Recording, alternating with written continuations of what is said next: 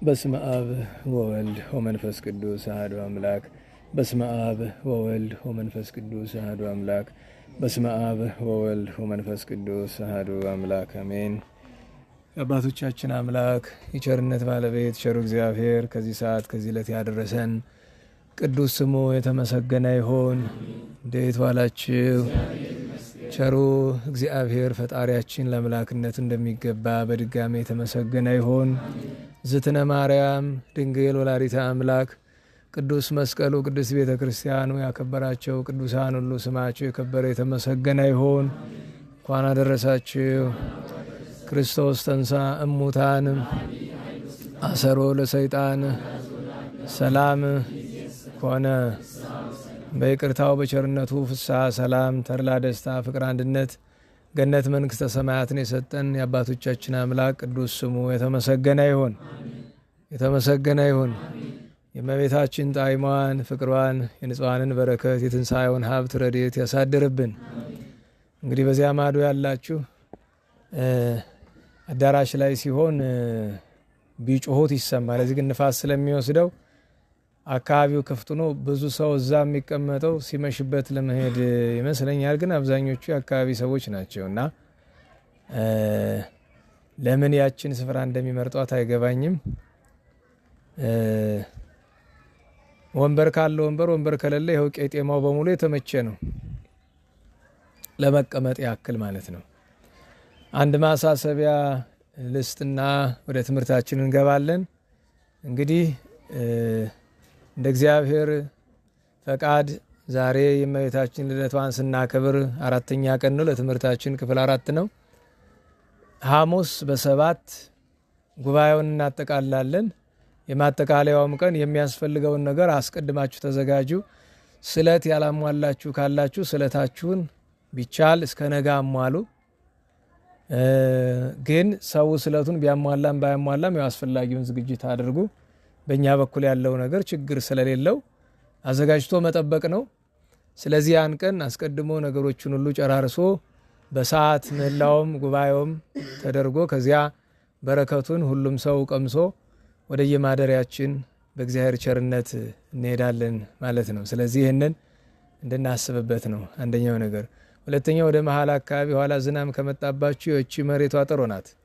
ዝናም ድንገት ከመጣውን በመካከል በትምህርት መካከል ዝናም ከሚመታችሁ እቺ መሬቷ ስለተነጠፈች የተመቸች ናት እና እንደዚያ ነው። እንግዲህ 3ቱን ቀናት እግዚአብሔር በስነ ፍጥረት ስለ እመቤታችን ያስተማረንን በኋላ በአባታችን በኢዮብ ትናንት ደግሞ በአባታችን በጻድቅ ኖህ ያለውን ነገር ተመልክተናል። ዛሬ የአብርሃምን ድንኳን እንመለከታለን። ርዕሱ የአብርሃም ድንኳን ይሁን እንጂ በአብርሃም በይስሐቅ በያዕቆብ ሕይወት ውስጥ እመቤታችን እንደምን እንደተገለጠች ባጭር እናያለን። ከሁሉ የሚቀድመው ዛሬ የደጋግ 2 ኢትዮጵያውያን ጻድቃን ዓመታዊ በዓላቸው ነው። ምንም በስንክሳር ባይጠቀሱም የእነሱን ስም እንጠራለን። ቅድም በምስባኩ ጻድቅ እሰ ከመበቀልት ይፈሪ፣ ጻድቅ እንደ ዘንባባ ያፈራል፣ ወይበዝ ከመዘግባ ዘሊባኖስ፣ እንደ ሊባኖስ ማለትም እንደ ደጋው እንደ ተራራው ዝግባ ይበዛል አለ። ትኩላንም ሙንቱ ውስተ ቤተ እግዚአብሔር ማለቱ የሊባኖስን ዝግባ እያመጡ ስለሚተክሉት አንድም ቤተ መቅደስ የተሰራ በሊባኖስ ዝግባ ስለሆነ ኪራም እየላከለት ጠቢቡ ቅዱስ ሰሎሞን ስለሰራበት፣ ምስጢሩ ግን ከመዘግባ ዘሊባኖስ ባለ ወደ እመቤታችንም ይመራናል። አሁን ግን ጉዳያችን ሌላ ርዕስ ስላለን እናቆየዋለን። ታዲያ የሊባኖስ ዝግባ ሲባል ሰሞኑን 1-2 ቪዲዮዎች ተልከውልኝ ነበር ከሊባኖስና እመቤታችን የተወለደችበት ስፍራ ላይ ልጆች ሂደው ሲሳለሙ እንግዲህ እንዳስተማሪ ቆጥረው ሲሄዱ ብዙ ሰዎች ይሄዳሉ። ግን አንድ ልባም ኤርትራዊ ወንድማችን አለ። እሱ በእውነት ሌሎች ሰዎች ልብ ያላደረጉትን ነገር ልብ አድርጎ የሚጎበኘውን ቦታ በሙሉ በቪዲዮ እየቀረጸ ይልክልኛል። ያንን እመለከታለሁ እና ሰሞኑን ልኮልኝ እያየሁት ነበርና ዝግባዎቹ አልቀዋል። ጥቂት ግን ለምልክት አለው። የሚገርማችሁ ነገር ብታዩት እንደ ኢትዮጵያ መጣህ እንዴ ነው ያልኩኝ። ኢትዮጵያ ነው የሚመስል አካባቢው፣ ሊባኖስ አይመስልም።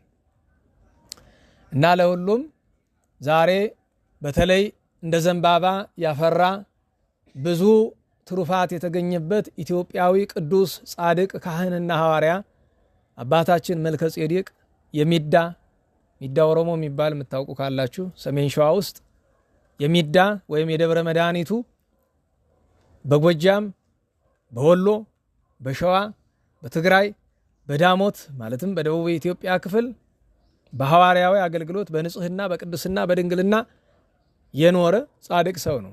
ስለዚህ ቅዱስ ሰው ጥቂት ማስታወሻዎችን ልስጣችሁ።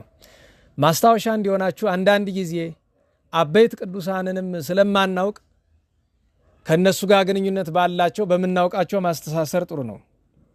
ለምሳሌ ጻድቁ አቡነ ሀብተ ማርያምን ታውቃላችሁ? እንዴት ዋላችሁ? የአቡነ ሀብተ ማርያም መምህር አቡነ መልከ ጼዴቅ ናቸው። የተማሩ የመነኮሱ ከአቡነ መልከ ጼዴቅ ነው። ማር መልከ ጼዴቅ ይላቸዋል ገድለ አቡነ ሀብተ ማርያም። ነሳ አስኬማ ምደ ማር መልከ ጼዴቅ ይላል።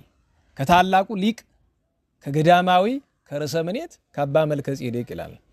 በዘመኑ ናባ ወልደ ትንሣኤ ጻድቅን ነብፁዕ አምደ ሚካኤል የሰራዊት አለቃን ያስተማሩ እሳቸው ናቸው።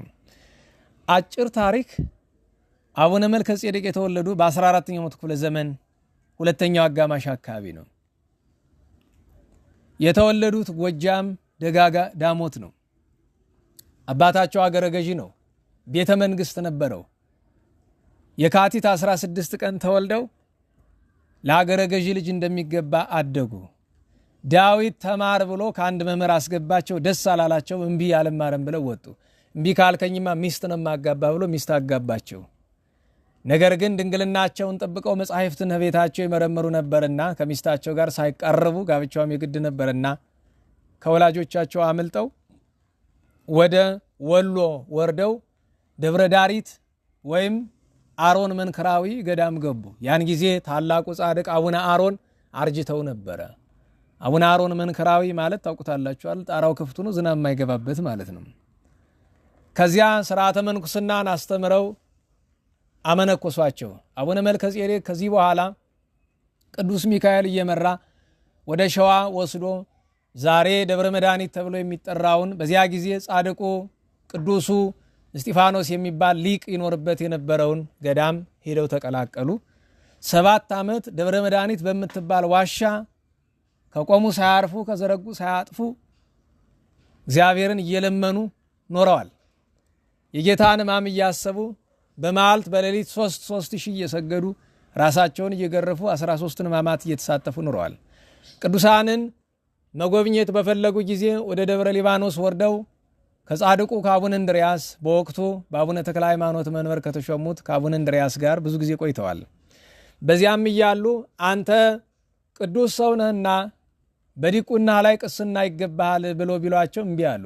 መድኃኒታችን ተገልጾ ወዳጄ ስምህ መልከ ጼዴቅ ነው፣ እንደ ወዳጄ እንደ መልከ ጼዴቅ ክህነት ይገባሃል፣ ፈቅጄልሃለሁ፣ ሂድ ተቀበል አላቸው። ሂደው ከአቡነ ገብርኤል ቅስና ተቀብለው መጥተዋል። በወቅቱ ከነበሩት ጳጳስ እንዲህ ያደረጉ አንድ ጊዜ በትግራይ አንድ ጊዜ በዳሞት በሐዋርያ አገልግሎት ሲያገለግሉ ቆይተዋል። ጽድቅን ትሩፋትን ገንዘብ አድርገው ለየት የሚያደርጋቸውን ከጌታችን ከመቤታችንና ከጎንደር ጋር የሚያያይዛቸውን ነገር ብቻ ነግሬያችሁ ጨርሳለሁ። አንደኛው ከሁሉ የሚቀድመው ከጌታችን ጋር የሚያያይዘው ነው።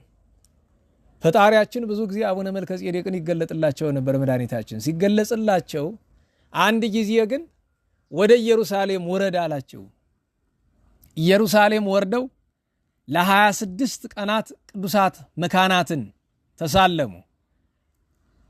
ተግባራቸውን ሲጨርሱ ወደ ጎልጎታ ሄደው በጌታችን መቃብር ላይ በተሰራችው ቤተ ክርስቲያን ላይ ቆመው ሲያዝኑ ሲጸልዩ አይናቸው አንድ ነገር ተመለከተ። ጌታችንና ሐዋርያት ሲወርዱ ወደ ቤተ መቅደሱ ተመለከቱ። ጌታ ና ብሎ ጠራቸውና ልቀድስ ነኝ አብረኸኝ አትቀድስም ወይ አላቸው። ጌታዬ ከፈቀድክልኝም አለ ንፍቁን እኔ ገባሬ ሰናይ ሆናለሁ አላቸው። ሐዋርያት ከበው አቡነ መልከ ጼዴቅ ንፍቁ ነው፣ ጌታችን ገባሬ ሰናይ ሆኖ ቀድሶ ስጋውን ደሙን ተቀበሉ። ከዚያ ወደ ሀገራቸው መጡ። ሌላ ኢየሩሳሌም ላይ ያለው ታሪክ ከመቤታችን ጋር የተያዘ ስለሆነ እናቆየው። ወደ ኢትዮጵያ ከተመለሱ በኋላ ወዳጄ መልከ ጼዴቅን ታውቀዋለህ ወይ? ታላቁን ካህን። አዎ ጌታዬ። ወዴት ነው ያለ? አንተ ባወቅከው ሰውረኸዋል። እኔ አንተን እድሜ እንደሱ አረግልሃለሁ ትፈልጋለሁ ያለው ጌታዬ። አልሻውም፣ እባክህ የሰጠኸኝን ስጨርስ ውሰደኝ፣ ዘመኔን ስጨርስ ወደ አንተ ልመጣ ወዳለሁ፣ በዚህ በአጸደ ሥጋ ተሰውሬም ቢሆን ልኖር አልሻም ብለው አሉት። በዚህ ምክንያት እድሜያቸው ተቀነሰ እንጂ እስካሁን ድረስ ሊቆዩ ይችሉ ነበረ። ከዚያ እመቤታችን ጋር የሚያያይዘውን ከማንሳታችን በፊት አንድ ጊዜ ወደ እንፍራንስ ሂድና ቅዱሳንን ጎብኛቸው አሉ። በድሮ ዘመን የከዲህ፣ የሐውዚን፣ የዳጓ፣ የመጠራ፣ የባረክናሃ የሚባሉ ብዙ ቅዱሳን ነበሩ። ከነዚያ መካከል አንዱ በዚህ ለኛው ቅርብ በሆነ ስፍራ የነበሩት የእንፍራንስ ጻድቃን ናቸው። ዛሬ አንዳንዶቹን በስፍራ ያሉት ያውቋቸዋል።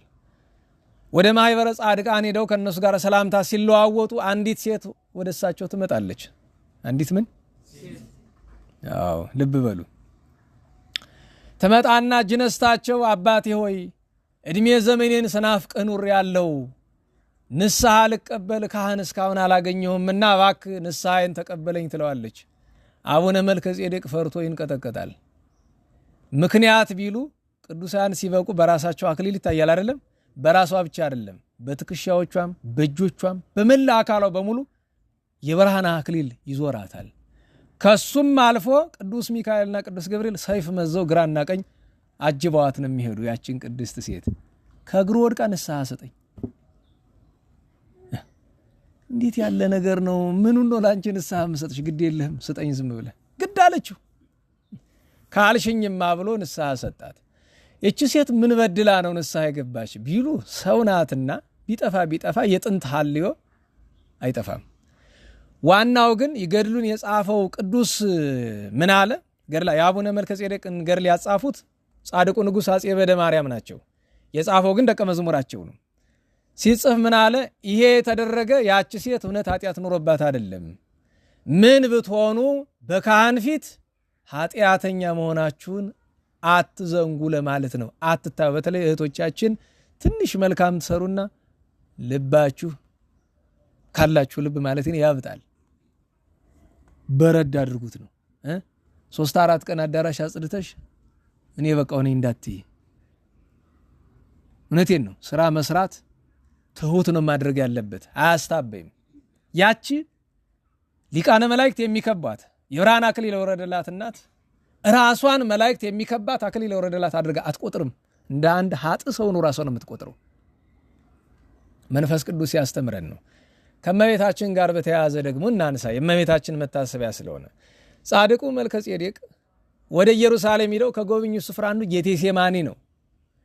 ከዚያ ሄደው መቃብሩ ባዶ ነው እንደምታውቁት። መቤታችን ተነስታ አድርጋለች። ከዚያው ነው መቤቴ አንቺም ሞትሽን አንቺም አረፍሽን እያሉ ያለቅሳሉ። መቤታችን ተገለጸችላቸው። ወዳጄ እኔ አለሁ፣ በምትፈልገኝ ሰዓት ሁሉ አለሁልህ፣ እኔ አንተን እወድሃለሁ፣ ይኸው ምልክቱ ብላ ራሳቸውን ሳመቻቸውና አረገች። አንድ ሁለተኛ መቤታችን እግዝእትነ ማርያም እግዚአብሔር ባኖራት ክብር ላይ ያለች በገዳማቸው መንፈሳዊ ወንድማቸው አባ አቤል የሚባሉት አረፉ።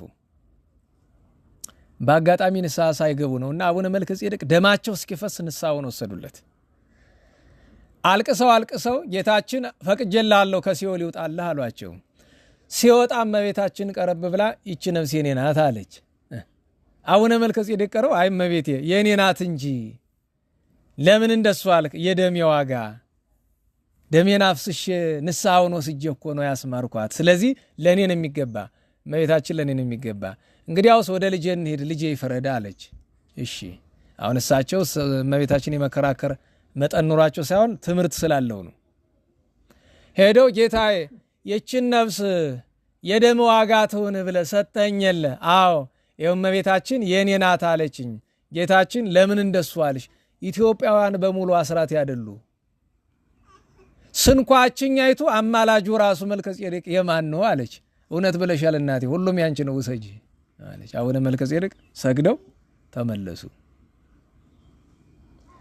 ከዚያ አባታችን መልከ ጼዴቅ ከባታቸው አንድ ቀን ቁጭ ብለው ምግብ አይመገቡም። ዳዊት ነው ሲርባቸው ዳዊት ነው የሚደግሙ ታውቃላችሁ።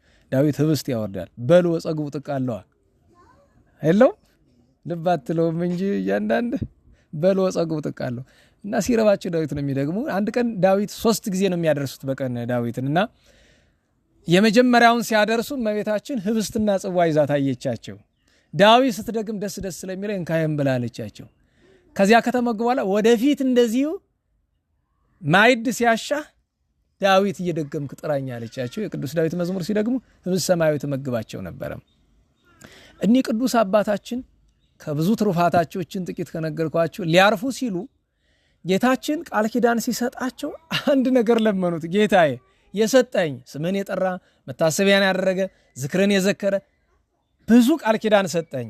ነገር ግን እኔ የምሻው አንድ ነገር አለኝ አሉት። ምን? የሰጠኝን ቃል ኪዳን ወደፊት የሚመጣው ትውልድ መጠራጠሩ አይቀርም። እንዴት ይሄ ቃል ኪዳን ለቅዱሳን ተሰጠ ብሎ መጠራጠሩ አይቀርም እና ምልክት ስጠኝ። ይሄ ቃል ኪዳን እውነት ነው ብሎ እስከ ዳግም ምጽአት ድረስ የሚቆይ ምልክት ሰው የሚያየው። አሁን የቃል ኪዳን ብዙ ጊዜ ለማየት ጭንቅ ነው እምነት ከሌለ። ሰው ግን ኃጥእም ጻድቅም አማኒም ኢአማኒም የሚያየው ምልክት ስጠኝ። በአንተ ምርጫ ምን ልስጥ አላቸው። ከገዳም የሚቀበረው እንዳይበሰብስ እንዳይፈርስ አድርግልኛሉ። ዛሬ ገዳሙ የሚታወቅ በዛ ነው አይደለም? ማንም ያለመነኝን ለምነህኛል ሰጣለሁ ብሎ አላቸው። የሚገርማችሁ ነገር የዩኒቨርሲቲ አስተማሪዎች የዚህ ስነ ምድር ተመራማሪዎች በጣም ብዙ ይፈትነውታል። በነገራችሁ ላይ በቴሌቪዥን ሁሉ ዶክመንተሪ ተሰርቶ የዘጋቢ ፊልም ቀርቧል። ሰውን ከገዳሙ ክልሉ አታወቃለች መስመሯ። ከዚያ ወደ ውስጥ ከሆነ አይነካም እንዳለ ነው። ትንሽ ካሉ እንደዚያ እንዲያውም ለፈተና ብለው አጋድመው ከውስጥና ከውጭ ቀሩት። ከውስጥ ያለው አለ ከውጭ ያለው በሰውሳል እና እምነት የለውሽ ምን ያላ ለመሬቱ ምናምን ተስላል። ኧረ እባክህ ተወኝ። ይሄ መደናቆር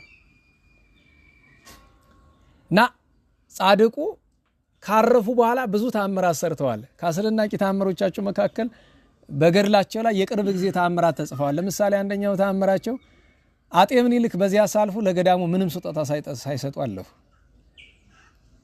አማሃ ሳያቀርቡ እልፍ ሲሉ በወርቅ መጣብር የተሸለመች እንዴት ያለች አለች የሚሏት በቅሏቸው ገደል ሄደች። ጭው ያለ ገደል ድንጋይ እንኳን ቢሄድ የሚፈጠፈጥበት ገደል ሄደች።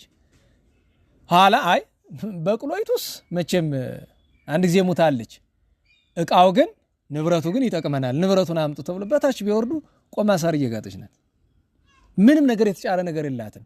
ይሄ ስፍራ ምንድነው አሉ የጻድቁ ያወነ መልከ ጼዴቅ። አይ ይሄማ ለኔ ተግሳጽ ነው ብለው ለገዳሙ ብዙ ስጦታ ሰጥተው አልፈው ሄደዋል። አንድ ጊዜ ሰው ይሞትና ቀብር ይመጣሉ። ቀብር ሲመጡ ከቀብር መልስ አንደኛው ያየውና እንደኛ ዘመን ማለት ነው እዚያውን ይመጣና ሰው አይቶ ወይራዎቹን ሲያቸው ቶሎ ትዝ ምን ሆኖ ትዝ የሚለው ጥርሱ አይደል መፋቂያ ምናምን ይፋቀውና ኃጢያቱን ማለት ነው ሰው ይሆን አይደለም። ለነገሩ እሱንም ከፈለገው ይፋቀው እንደ ባለቤቱ ፈቃድ ነው። እውነቴን ነው። መጥቶዛ ይዘነጥለዋል። ተማሪውም ይዘነጥለዋል፣ አላፊ አግዳሚም ይዘነጥለዋል። የሚገርማችሁ ነገር በቀደም ለተዚያ በሪ ላይ ያን ከብታቸውን አርደው ደሙን ሲያፈሱ ምን ሲሉ ኧረ ተው ባካችሁ እንዲያው እኔን ባታፍሩ እስቲ እግዚአብሔርን ፈሩ። ልቤ ግማሹ ነው። አንደኛ እዚህ የተደረገውን አውቃለሁ። እዚህ አለማድረግም ማድረግም ጭንቅ ነው አይደለም? የክብረ በዓል ለነዳያን የሚደረገው ወይም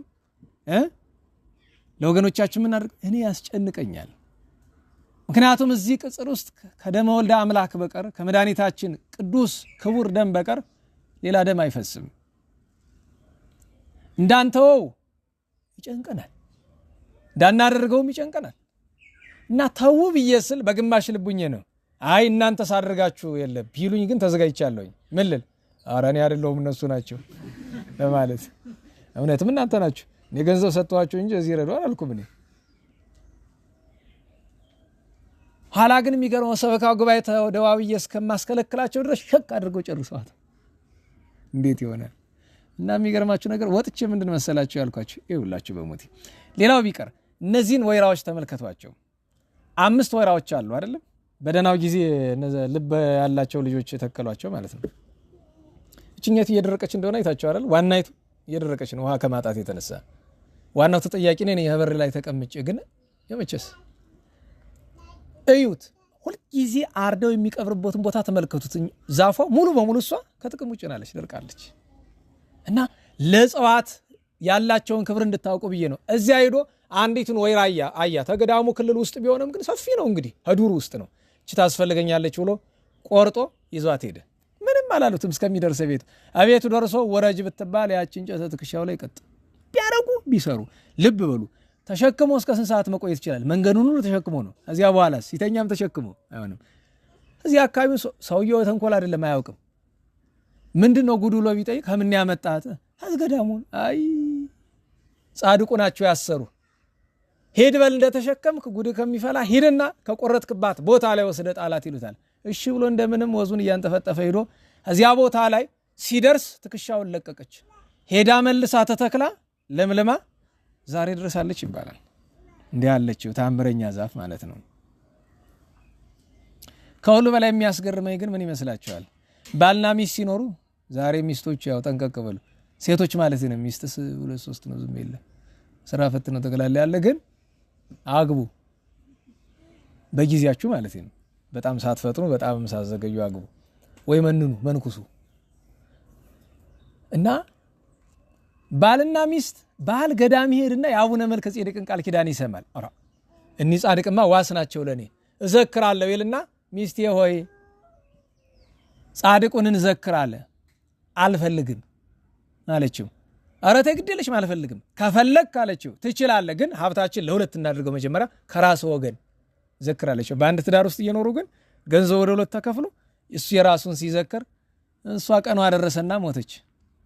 መቼም የደግሰው ሚስት ናት ብሎ ሊቀብሯት ወደ ገዳሙ ቢወስዱ በመብረቅ እያባረረ ሊገቡ ሲሉ በቃ የሚገርመው ነገር እንኳን መብረቁ ዝናሙና ደመናው በመትሄድበት መብረቁ እየተከተለ ነው የሚሄድ። አስከሬኑ በሚሄድበት ሁሉ ጻድቁ አታምጡብኝ ከገዳሚ ብሎ አባረዋታል አስከሬኗን እንኳን። እና ሰው ልዘክር ሲል ባይሆን እንዳይበዛ አንዳንድ ጊዜ በመጠን ይሁን ይባላል። ለምሳሌ ባል ከቤት ያለውን ሁሉ ንብረት አውጥቼ መጸውታለሁ ቢላይ እንደ ጸጋ ዛብና እግዚአብሔር ማለት ነው አይደል? እግዚአብሔር ሁሉን እንመጹት አለች። ጸጋ ዛብ ምን አለ? አይ አንቸኩል ቀስቀስ ይያለ አለ አይደል? እነሱ እኮ ፍጹማን ነው። አይ በመጠን እናድርገው ነው እንጂ ዝክር አያስፈልግም የለም። እግዚአብሔር አምላካችን የጻድቁን በረከት ያሳድርብን። ዛሬ ሁለተኛው ጻድቅ ከአቡነ ተክለ ሃይማኖት እጅግ የታወቁ በደብረ አስቦ ከነበሩ 17 ቅዱሳን ደቀ መዛሙርት አንዱ አቡነ አድሃኒ ናቸው። አቡነ አድሃኒ የአቡነ ተክለ ሃይማኖት የቅርብ ዘመድ ናቸው በስጋ እዚያው ደብረ ጽላልሽ ዞረሬ።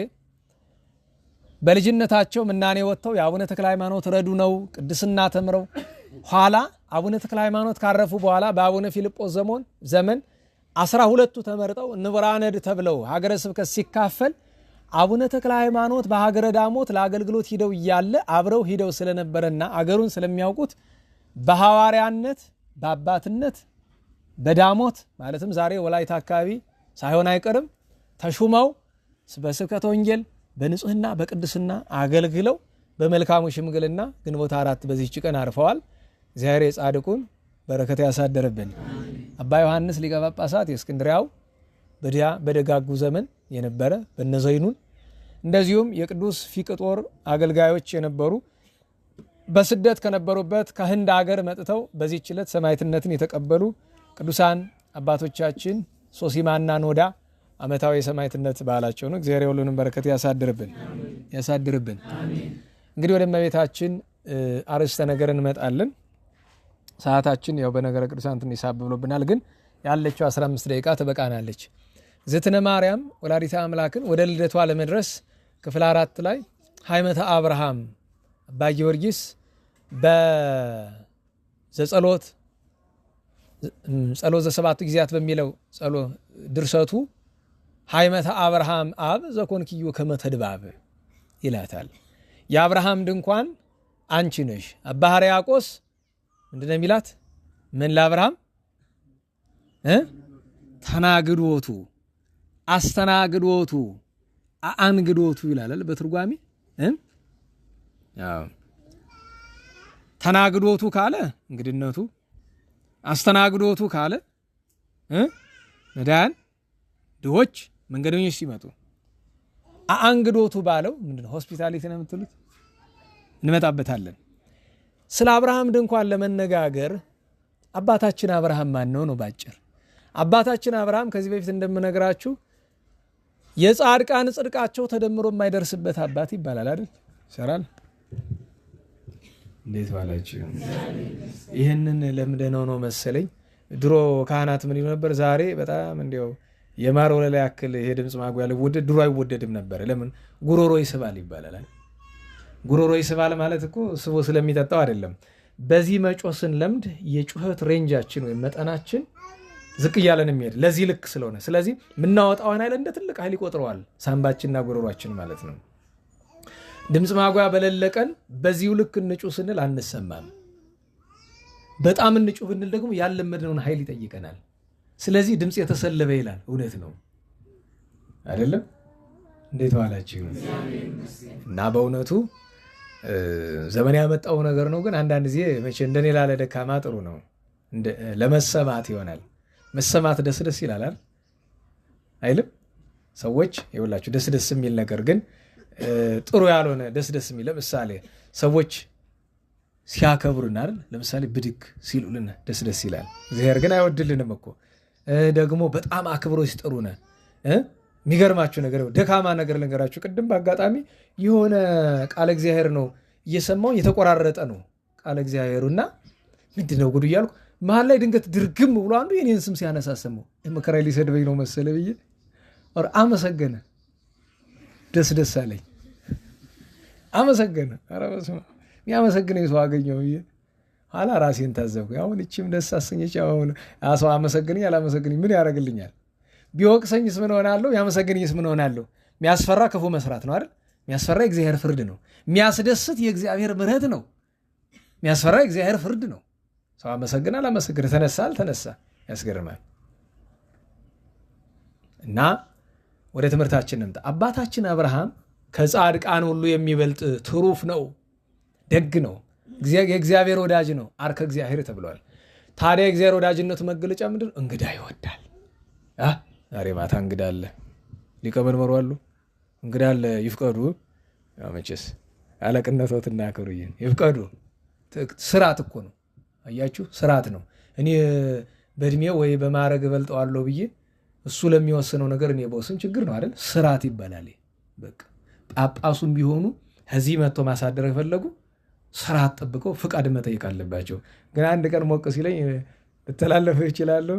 ለጊዜው ግን ፈቃድ ጠይቀናል። እንግዳ አለን፣ የዝክረ ቅዱሳን ተማሪ የሆኑ ሰው። ለሁሉም ዝርዝር ውስጥ አልገባም። እንግዳ ይወዳል። መቼስ መጽሐፍ ምን አለ? አንዳንዶቹ ሳያውቁት መላእክትን እንግድነት ተቀብለዋል አለ አይደለም? ሎጥን ሲጠቅስልን ነው ቅዱስ ጳውሎስ። ነገር ግን እንግዳ በመቀበል አባታችን አብርሃምን የሚበልጥ ለምን? የክብሩ መገለጫ ሥላሴ የተስተናገዱለት። ታዲያ አባታችን አብርሃም በትውፊት ቤት አልሰራም፣ ይህ ዓለም አላፊ ነው ብሎ ብሉይ ውስጥ ያለ ብሉያዊ ሰው ሲሆን አባታችን አብርሃም የአዲስ ኪዳን የፍጹማንን ሕግ አስቦ ቤት አልሰራም ብሎ በኬብሮን በተመሳቀለ ጎዳና ድንኳን ሰርቶ ወጪ ወራጅውን እንግድነት እየተቀበለ 100 ዓመት እግዚአብሔርን አገልግሏል። ስንት ዓመት? አሁን ስለ አገልግሎት እናገራለን። ይህን ሰሞን አሁን ይህን ፍሮ ቀቃቅላችሁ 7 ዓመት እንደበዛ 7 ቀን ነው። ገብታችኋል?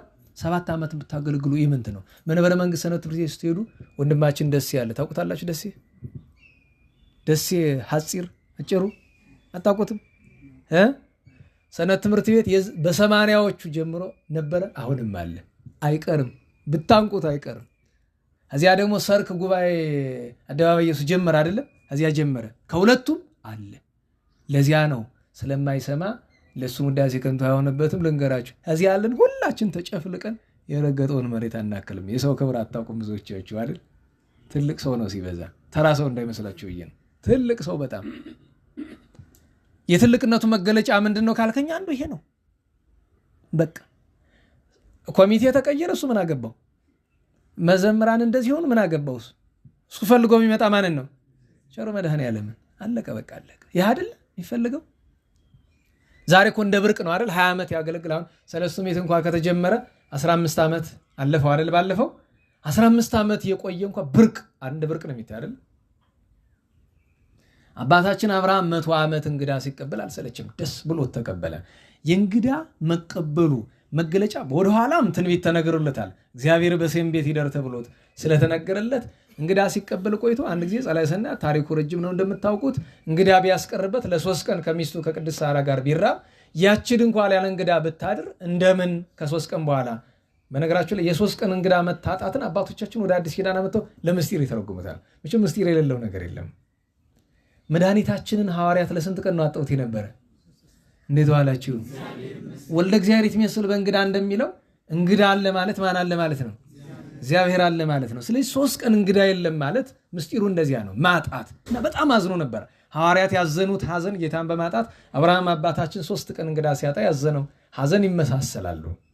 ከዚያ ሥላሴ አብ ወልድ መንፈስ ቅዱስ በዚያ መምሬ በሚባለው ዛፍ እግር ተቀምጠው ታዩት።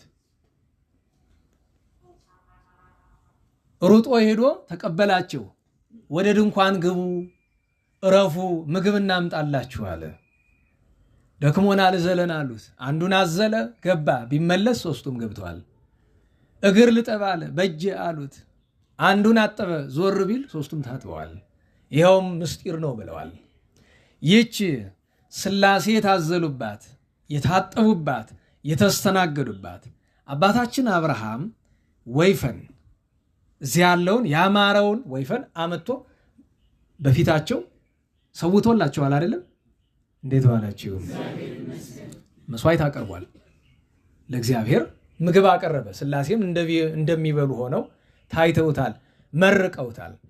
እዚያች ድንኳን ውስጥ አንደኛ ሥላሴ አድረዋል። የታጠበ ግን አንዱ ነው፣ የታዘለም የታጠበም አንዱ ነው። ይኸውም ምስጢር ነው። ድንኳን ሃይመት የእመቤታችን ድንኳን አላት። በድንኳን ውስጥ ሥላሴ አድረውበታል። አብርሃምም የአብርሃም ልጆችም አድረውበታል። ይኸው ምስጢር ነው። እግዝእትነ ማርያም በድንኳንነቷ አብ ወልድ መንፈስ ቅዱስ አድረውባታል። አብ ለአጽንኦ፣ መንፈስ ቅዱስ በንጽህና ለመጠበቅ፣ ወልድ በተለየ አካሉ ስጋዋን ነፍሷን ለመዋሃድ ነስቶ ለመዋሃድ ይሄ የሥላሴ ማደሪያ አሰኝቷታል እመቤታችን። አብርሃምና ልጆቹ እንደማደራቸው ደግሞ ለእኛ በቀደም አነስተን የለ የስደተኞች መጠለያ ድንኳናችን፣ መጠለያ፣ አምባ፣ መጸጊያ ከፀሐይ ከብርድ ከውርጭ ከመከራ እንዲከላከል በአማላጅነቷ የምትከላከልልን እመቤታችን። ስለዚህ ያቺ ድንኳን ሥላሴን ማሳድራለች፣ ፍጡራንን ማሳድራለች። ማሳደሩ ግን የተለያየ ነው። ሥላሴን እንኳ አሳደረች ስንል የአብ የመንፈስ ቅዱስ ማደርና የወልድ ማደር የተለየ ነው። እንደዚያ ሁሉ ደግሞ የሥላሴ ማደርና የፍጡራን ማደር መጠለል ነው የሚባለው። ለእኛ መጠለያችን ናት። አብ ወልድ መንፈስ ቅዱስ ግን ማደሪያን ያደረጓት፣ ማደሪያ አድረውባታል። ሁለቱ በረድኤት አንዱ በተዋሂዶ ማለት ነው። 3ቱ አካላት ያቺ ድንኳን። በዚያች ድንኳን ውስጥ 3ቱም ማደሩ።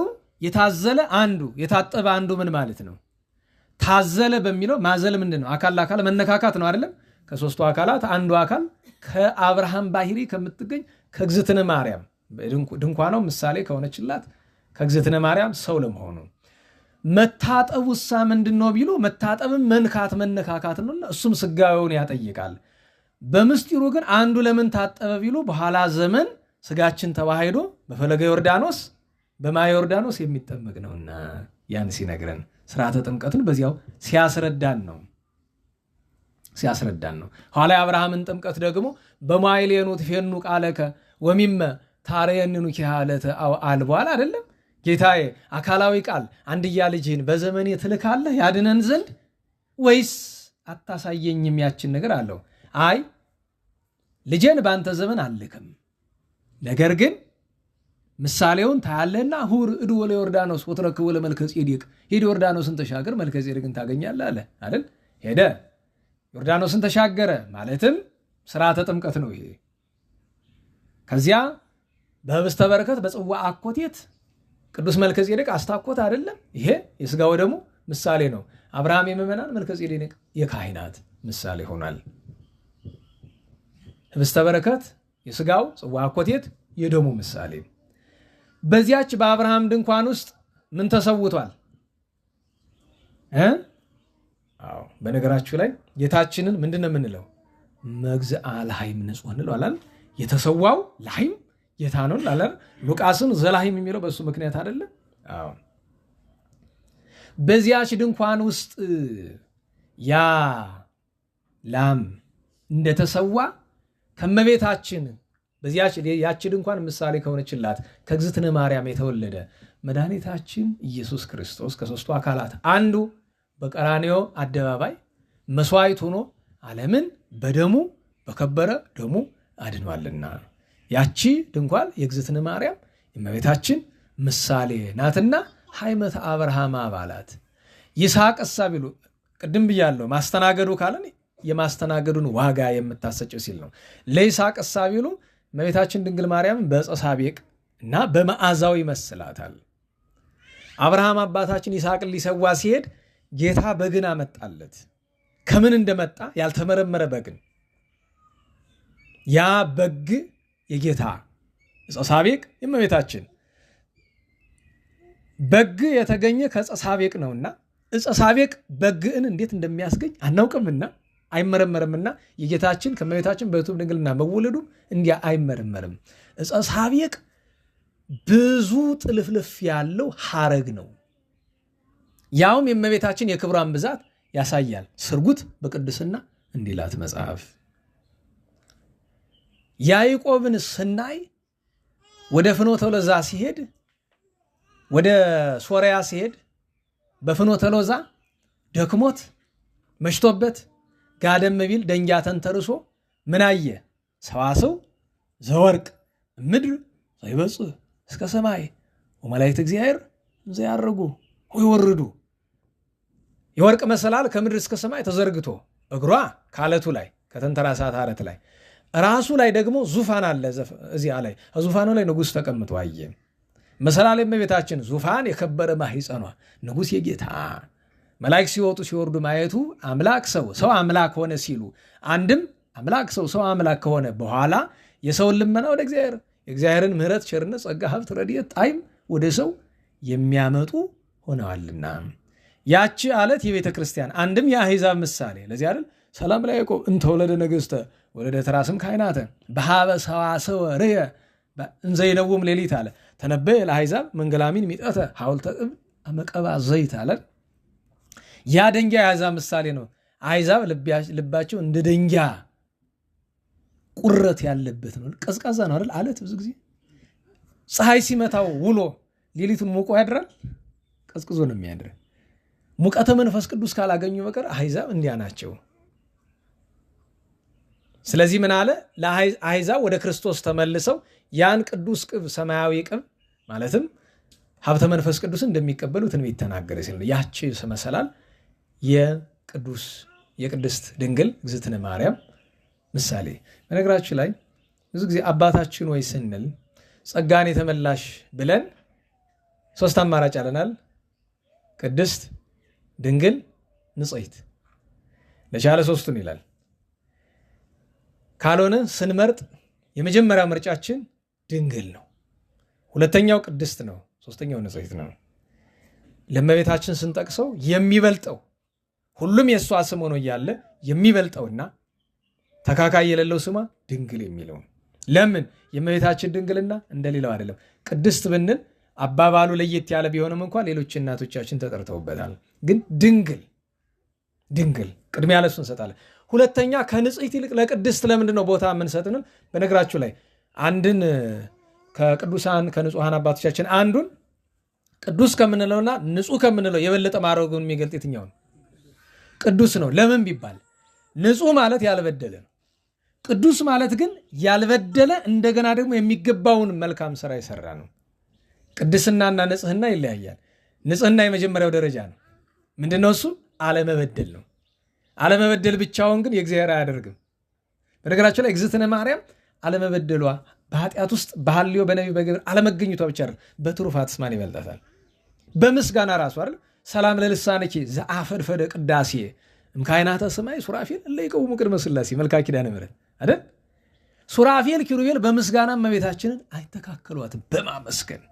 እንዴት ብትሉ እግዝእትነ ማርያምን ስናገኛት ቀን ይረዳን ይሆናል።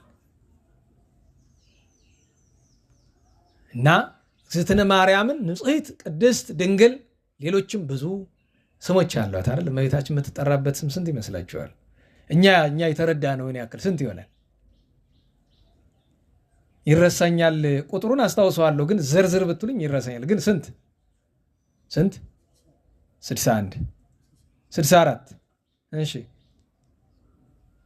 ቅዱሳን አባቶቻችን ለስሟ ብለው ያለል ቅድስት ንጽሕት ፍስሕት ጥምት ክብርት ልዕልት የተወሰኑት እኮ ወደ 27 የሚሆኑት ይወድስዋ ላይ ያሉ በርግጥ 27ቱ ሙሉ አይደለም ያሉት አነስ ይላሉ 27 አይሞሉ 27 ያልኳችሁ በቃል የተማር ነው ተጨማሪ ስላለን አይደል ለኔ ስብህትና ምን ጨምሯል አይደል የቃል ትምህርት ከዚህማው ስለሌለ ብዙ ጊዜ ጽሁፉ ላይ አታገኙትም ያንን ጨምሮ አባቶቻችን የእመቤታችን የስሟ የክብር መገለጫ ነው የቅዱስ ጳውሎስ 15 አለ የመጥምቁ ዮሐንስ እንደዛ 10 ምናምን አለ ዮሐንስ ወልደ ነጎድጓድ 16 አለ አይደል የእግዝእትነ ማርያም የስሟ መጠሪያ እስካሁን ድረስ በእኛ አቅም ያገኘ ነው 99 ነው ክብሯን የምንገልጥባቸው ቃላት ማለት ናቸው አጠቃላይ የምስጋናዋ ቃላት ሰማይ ብራና ቢሆን አይዘልቀውም ግን በስም ደረጃ ላይ ይጠሩ የሚችሉትን ነው አንድ ቀን ፈቃድ እግዚአብሔር ከሆነ እንዘረዝራቸው ይሆናል ናይ እግዝእትነ ማርያም ቅድስት ድንግል ማርያም ወላዲተ አምላክ ወይም እንደ ኢትዮጵያውያኑ ለጊዜ እግዝእትነ ማርያም አይደለም እመቤታችን ማርያም እግዝእትነ ማርያም ነው የምንል እና በእውነቱ አብርሃምን ይስሐቅን ያዕቆብን ያወሳንበት የዛሬውን በዚህ እንጨርስና ለነገ ትምህርታችን እንዲቆየ እንመኛለን የጌታችን ቸርነቱ የትንሣኤው ብርሃን የእመቤታችን ረድኤቷ የልደቷ ብርሃን በሁላችን ላይ ይደርብን የጻድቁ የጻድቃኑ የሐዋርያው የአባቶቻችን የንጹሐን ሁሉ ጸጋ በረከት በሁላችን ላይ ይደርብን ሀገራችን ቤተክርስቲያንን ደብራችን በሰላም ይጠብቅልን ስብሐት ለእግዚአብሔር ልዑል ወለወላዲቱ ድንግል ወለመስቀሉ ክቡር ዘወሳይል አሜን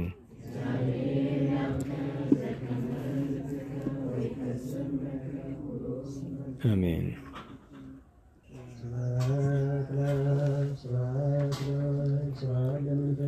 ይደሎ ሙላ ወወልድ መንፈስ ቅዱስ ይደሎ ሙላ ወወልድ መንፈስ ቅዱስ ይደሎ ሙላ ወወልድ መንፈስ ቅዱስ ይደሎ ለእግዝእትነ ማርያም ድንግል ወላዲተ አምላክ ለመስቀለ እግዚእነ ኢየሱስ ክርስቶስ ይደሎ ለመስቀለ እግዚእነ ኢየሱስ ክርስቶስ በምሕረቱ ይዘከረን አሜን ዳግም ምጽአቱ ያሳት አሜን ለሰቦተ ስሙ ያንቃን አሜን ወአምልኮቱ ያጽናን አሜን እግዝእትነ ማርያም አይርግ ጸሎት አሜን አስተስሪ ኩሉ ኃጢአት አሜን ወመኖሩ ለእግዚእነ አሜን ዛብራን እስመ ለዓለም ምሕረቱ እስመ ለዓለም ምሕረቱ እስመ ለዓለም ምሕረቱ እስመ ለዓለም ምሕረቱ እስመ ለዓለም ምሕረቱ እስመ ለዓለም ምሕረቱ ናምሮቱ ስብሐት ለእግዚአብሔር ወለወላዲቱ ድንግል ወለመስቀሉ ክቡር ይትሐኮቱ ይሰብሐ ስሙ እግዚአብሔር ወትረ በኩሉ ጊዜ በኩሉ ሰላም ለኪ ዘንሰግድ ለኪ ንግሥት ማርያም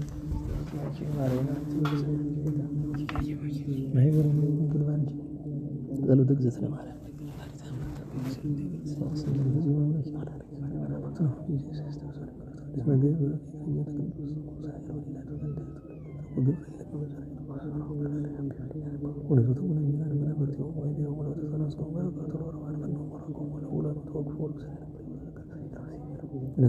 አብርሃም ወለዘሩ እስከ ለማርያም ቅድስት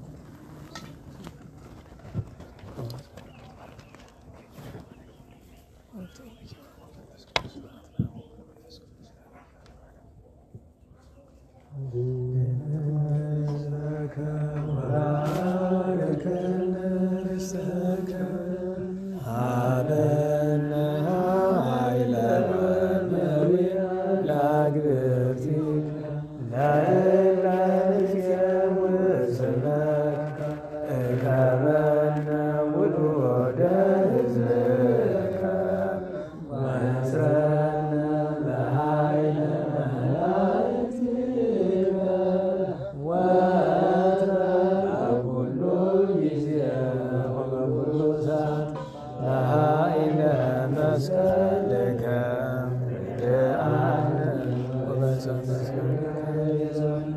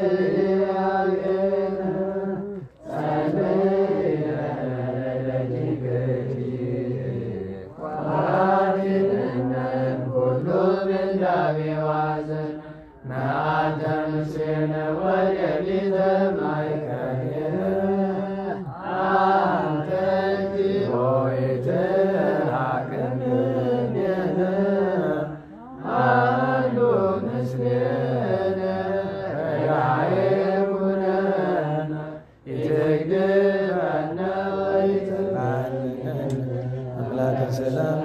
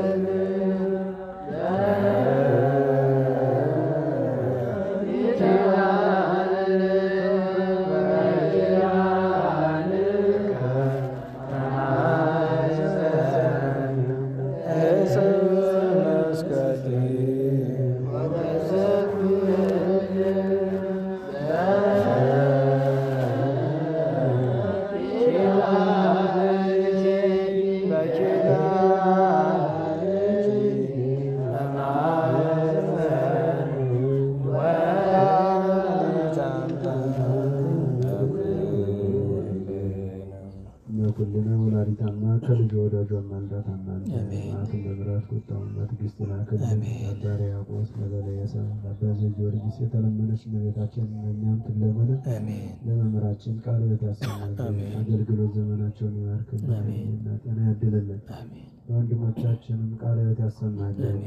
ከሩቅም ከቅርብም መተን ቃሉን እንድንሰማ የፈቀደልን ፈጣሪ ፍጻሜያችን ያሳምርልን። ድርሻችን ከተዋጣን እመቤታችን ድንግል ማርያም ገና ሳትወለድ አባቶቿን የጠበቀች አባቶቻችን የጠበቀች እንዲሁም እመቤታችን ድንግል ማርያም ከቅዱሳን አባቶቻችን ስለምትገኝ ናባል እንዲቀሰፍ የሆነ እመቤታችን ከአብራኩ ስለምትገኝ ነው። ቅዱስ ዳዊትን በቅዱስ ዳዊት ላይ ክፉ ቃል ስለተናገረ ትሕትና ቃል ስላልተናገረ መልካም ቃል ስላልተናገረ አባቶቻችን የጠበቀች እመቤታችን ከተለያየ ፈተና ጠብቃ ፍጻሜያችን ታሳምርን። ሰላም ያሳድረን። ከሐዋርያው ረድኤት በረከት ያሳትፈን። ሰላም ያሳድረን። አቡነ ዘበሰማያት ይትቀደስ ስምከ ትምጻእ መንግሥትከ በከመ በሰማይ ከማሁ በምድር ሲሳየነ ዘለለ ዕለትነ ኅድግ ለነ አበሳነ ወጌጋየነ ከመ ንሕነኒ ለዘአበሰ ኢታብአነ ውስተ መንሱት አላድኅነነ ወባልሐነ ኩሉ ኩሪስ መዚአከ ይእቲ መንግሥት በሰላም ቅዱስ ገብርኤል መልአክ ወእግዝእትየ ማርያም ሰላም ለኪ ድንግል በሊነኪ ወድንግል በሥጋኪ በእግዚአብሔር ጸባኦት ቡርክት አንቲ እምአንስት ወቡሩክ ፍሬ ከርሥኪ ተፈሥሒ ፍሥሕት ወምልዕተ ጸጋ እግዚአብሔር ምስሌኪ ሰአሊ ወጸልዪ ለነ ኢየሱስ ክርስቶስ ከመ ይስረይ ለነ ኃጣውኢነ ተማኅፀነ በኪ